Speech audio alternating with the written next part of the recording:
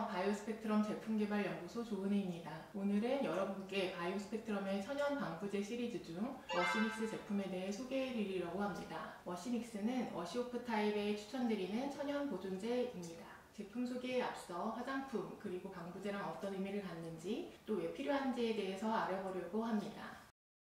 화장품이란 인체를 청결하고 아름답게 꾸미고 건강하게 유지 또는 개선하기 위해 사용하는 물질을 말합니다. 국내 화장품법에 따르면 인체에 바르거나 문지르거나 뿌리는 등으로 적용하여 청결, 미용, 건강유지 또는 피부 기능 조절을 목적으로 하는 물질이며 의약품과는 구별된다는 특징을 갖습니다. 그리고 그 종류에는 스킨케어를 위한 기초 화장품, 헤어 및 바디 제품, 기능성 화장품, 그리고 색조 화장품이라고 할 수 있습니다. 그런데 아시는 바와 같이 대부분의 화장품은 물과 유무기 성분을 포함하고 있어 미생물이 번식하기 쉬운 환경입니다. 이러한 미생물의 오염은 화장품의 제조 과정과 소비자 사용 중에 발생할 수가 있고요. 주요한 오염 미생물은 다음과 같습니다. 미생물은 세포 구조나 번식 방식 등에 따라서 크게 박테리아와 곰팡이, 효모 등으로 나눠볼 수 있는데요. 박테리아에는 그람 음성분에 해당하는 슈도모나스 에르기노사, 그리고 여러분 잘 아시는 이콜라이 등이 해당할 수 있습니다. 그리고 또 그람 양성균의 대표적으로는 홍색포도당 부균이라고 불리는 스타필로코커스 오레우스가 있습니다. 효모군에 해당하는 캔디다 엘피칸스가 있고요. 그리고 곰팡이에 해당하는 아스파질러스군이 있습니다.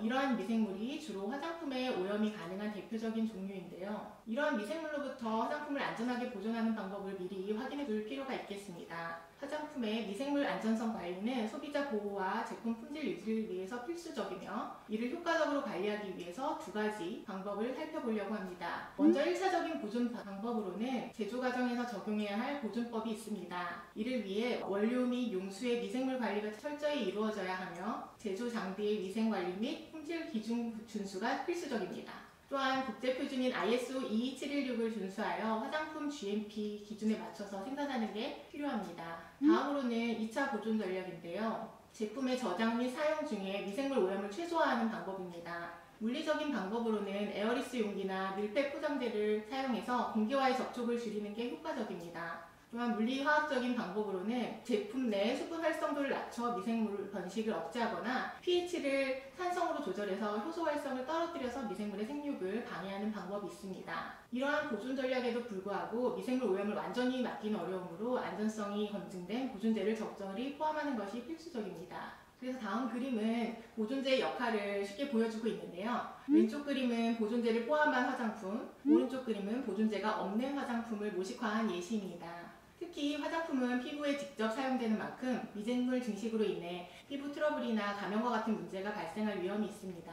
그래서 방부제가 이러한 위험을 줄이고 제품의 유통기한을 연장하며 사용 중에도 품질을 안정적으로 유지하는 역할을 하고 있습니다. 그래서 화장품에 있어서 아주 필수적인 원료라고 할 수 있죠. 그럼 방부제에 대해서 좀 더 이해하기 위해 항균력이 어떻게 작용하는지 간단히 살펴보려고 합니다. 여기 보시는 것처럼 세균의 구조를 무너뜨릴 수 있는 다양한 기전이 존재하는데요. 대표적인 미생물인 박테리아를 보면 최외곽에 세포벽, 그리고 안쪽에 세포막, 그리고 막 사이 공간인 페리플라즈믹 스페이스가 있을 수 있고 세포막 안쪽으로 세포질이 존재하고요. 또 핵, 그리고 리보솜과 같은 것들이 존재하고 있습니다. 항균 방식은 여러 가지로 이루어질 수 있는데요. 세포병의 합성을 막아서 세포의 구조를 무너뜨리는 방법, 여러분이 잘 아시는 페니실린이라는 항생제가 이러한 기전으로 작용하고요. 세포막을 파괴해서 내부 성분이 빠져나가도록 하는 방법이 있을 수 있습니다.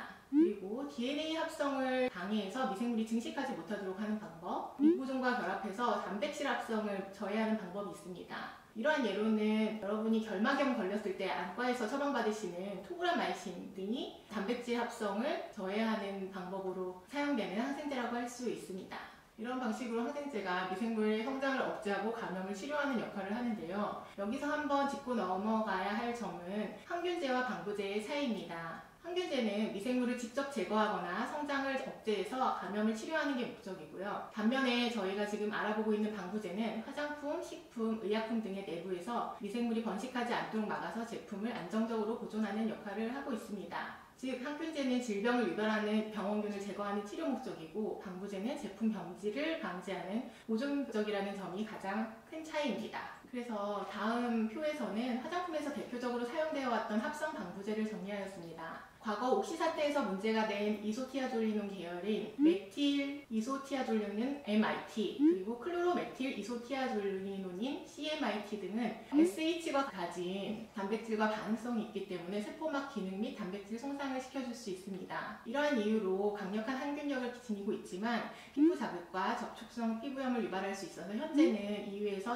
0.0015% 이하로 사용이 제한되어 있고요. 또한 파라벤류는 보시는 것처럼 벤조익 애시드 유도체인데 체인 길이에 따라서 메틸, 에틸, 이소프로필, 프로필, 부틸 파라벤이 있는데 특히 부틸과 프로필 파라벤은 내분비계 교란 가능성이 있어서 EU에서 금지되고 있습니다. 이후에 이 문제에 대해서 FDA에서 상관관계가 명확하지 않다는 보고가 있었지만 아직까지 내분비계 교란 물질이라는 인식이 소비자들에게 강하게 있는 상태입니다. 그리고 트리클로산은 보시는 것처럼 클로린 계열이 3개가 붙어있는 구조를 가지고 있는데요. 세포막 형성에 필요한 지방산 합성 효소를 억제함으로써 방부 기전을 나타낼 수가 있습니다. 하지만 물과 반응해서 다이옥신과 같은 독성 부산물을 생성할 가능성이 있으며 수생 생태계에서 축적될 위험이 있고 환경 및 인체 유해성 논란으로 퇴출된 상태입니다. 그리고 마지막에 보시는 페녹시에탄올은 상대적으로는 안전한 방부제로 여겨졌지만 고농도 사용할 때 피부 자극에 대한 가능성이 있어서 EU에서 1% 이하로 사용이 제한되어 있는 상태입니다. 뿐만 아니라 일부 합성 방부제는 환경에서 쉽게 분해되지 않아 수생 생태계를 위협할 수 있고 학계와 환경단체를 중심으로 체내 축적에 따른 논란이 지속되면서 소비자들의 합성 방부제에 대한 거부감이 증가하게 되었습니다.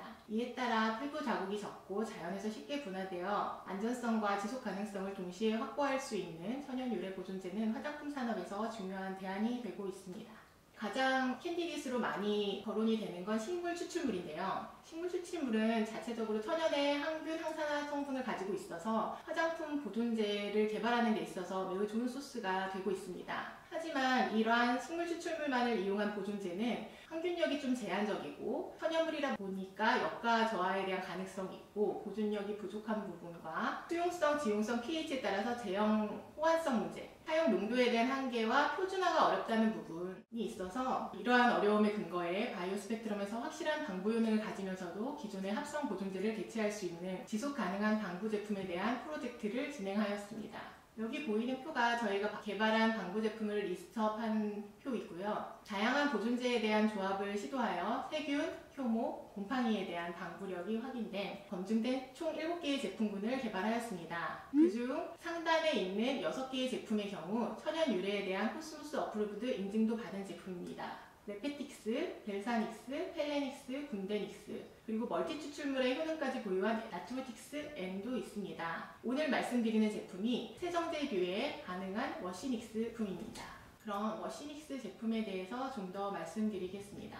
저희 워시닉스는 소비탄 카프릴레이트라는 성분과 유기산 레블리닉 애시드의 조합으로 이루어져 있는데요. EWG 1등급이며 천연 유래 성분입니다. 솔비탄 카프릴레이트는 여기 구조에서 보시는 바와 같이 포도당 유래의 소비탄과 코넛이나 팜 유래의 카프릴릭 애시드로 이루어진 천연 유래 보존제 겸 유화제입니다. 보시는 것처럼 하이드로필릭하고 포픽한 부분이 있어서 미생물의 막구조를 트리거링할 수가 있고요. 레블리닉 애시드는 식물성 메스로부터 유래되고 그라스 유기산으로 알려져 있습니다. pH를 저하시켜서 효소 활성을 저하시키는 역할을 할 수가 있고요. 이 둘의 최적 조합을 연구하여 워시닉스가 개발되었습니다. 다음과 같이 두 가지 제품을 믹싱해서 만들어진 제품입니다. 제품의 특성을 간단하게 설명드리면 워시닉스는 갈색의 액상 원료로 레블리닉 애시드가 있어서 약간 한성을 띠고 있고 제품 조성은 다음과 같습니다. 다음은 워시닉스의 여러 용매에 대한 용해도입니다. 이런 정보를 드리는 이유는 여러분이 이 제품을 사용하실 때 처방에 도움을 드리고자 합니다. 보시는 바와 같이 오일이나 글리세린에는 분산되는 형태이며 글리콜류에서는 잘 녹는 상을 이루는 것을 확인할 수 있습니다.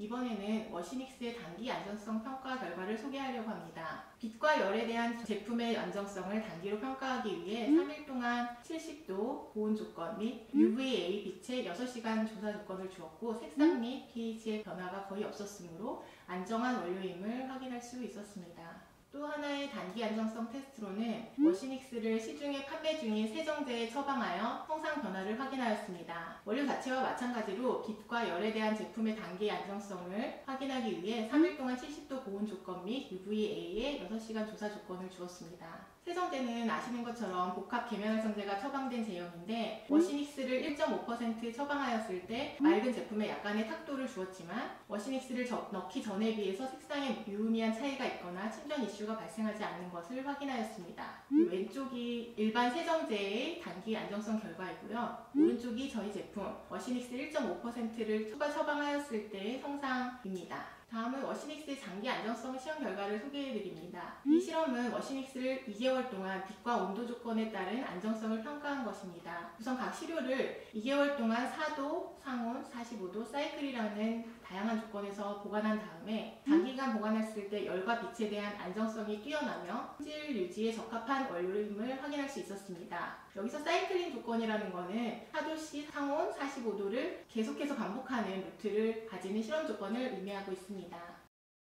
다음으로는 저희 방부 제품 워시닉스의 에피커시에 대한 소개를 드리려고 합니다. 저희 방부 제품은 ISO 11930에 근거해서 시험이 되었는데요. ISO 11930은 화장품 및 퍼스널 케어 제품의 보존제 시스템이 미생물로부터 제품을 보호할 수 있는지를 평가하는 국제 표준 테스트 방법입니다. 저희 제품의 방부력을 평가하기 위해 이 방법을 사용하였고요. 가장 핵심적인 부분은 세균에 대한 방부력이 7일후 3로그 감소했는지, 효모에 대해서 7일후 1로그 감소했는지, 그리고 곰팡이의 경우 28일 후 검출되지 않거나 매우 낮은 수준인지를 파악하는 것입니다. 이 기준을 충족하면 제품이 미생물 오염으로부터 안전하다고 평가되고 있습니다. 다음은 저희 워시닉스 제품의 방부력 테스트 결과입니다. 앞서 보신 ISO 11930에 따라서 진행한 결과 제품에 미생물을 접종하여 오염 상황을 모사했을 때 일정 시간 후에 미생물 수를 측정하였으며 보존력이 기준에 적합하여 효과적인 방부제 역할을 하는 것을 확인하였습니다. 이때 사용한 제형 역시 세정제 제형의 저희 워시닉스 제품을 1.5% 사용해서 시험을 진행하였습니다. 그리고 이렇게 만들어진 워시닉스가 안전한지, 화장품 원료로 사용할 수 있는지 테스트를 3가지 조건으로 해보았습니다.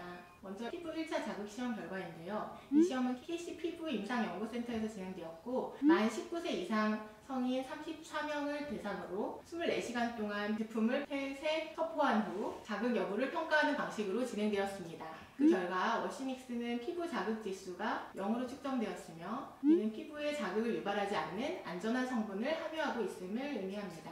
다음은 광독성 시험 결과입니다. 3T3 NRU 광독성 시험은 햇빛과 반응하여 독성을 유발할 가능성이 있는 물질을 평가하는 국제 표준 시험법입니다. 시험 과정에서 워시닉스를 다양한 농도로 처리한 후 UVA 조사 여부에 따라서 세포 생존율을 측정하였습니다. 그 결과 워시닉스의 광독성 인자는 1 이하로 측정되어 광독성이 없음을 확인하였습니다. 즉 워시닉스는 햇빛에 노출되더라도 광도성 반응을 유발하지 않는 안전한 성분임을 확인할 수 있었습니다. 안전막 자극시험을 진행하였습니다. 지속 가능한 개발을 위해 동물 대체 시험법으로 사람 각막 상피세포를 모사한 3D 세포 배양 모델을 사용하였습니다. 워시닉스를 안전막 모델을 처리한 후에 WST1SA로 세포 생존율을 측정하여 자극 여부를 판별하였습니다. 이 결과 안전막의 비자극성 제품임을 확인하였습니다. 다음은 제품의 정보입니다.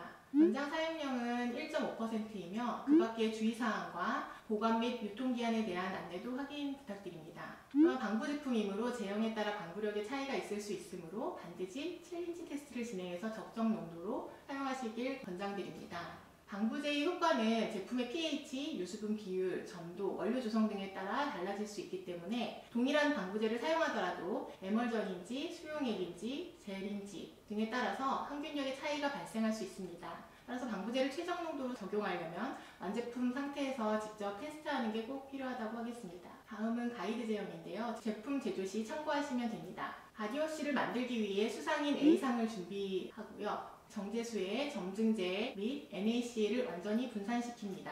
이때 NaCl은 계면활성제 시스템에서 마이셀 구조를 조절해서 점도 조절을 돕는 역할을 하고 있습니다. 그리고 B상을 준비합니다. B상은 계면활성제의 향 워시닉스를 일정 온도에서 블렌딩한 향인데요. A상과 B상을 전속에서 혼합해서 균일한 점도를 형성하고 pH 조절 및 안정성 확인 후 최종 완성시키는 과정입니다. 그렇게 해서 만든 워시 제품에 대한 예시입니다. 해당 제품을 사용했을 때 천연, 비건, NMPA 모두 가능하도록 가이드 처방을 작성해 두었습니다. 참고하시기 바랍니다.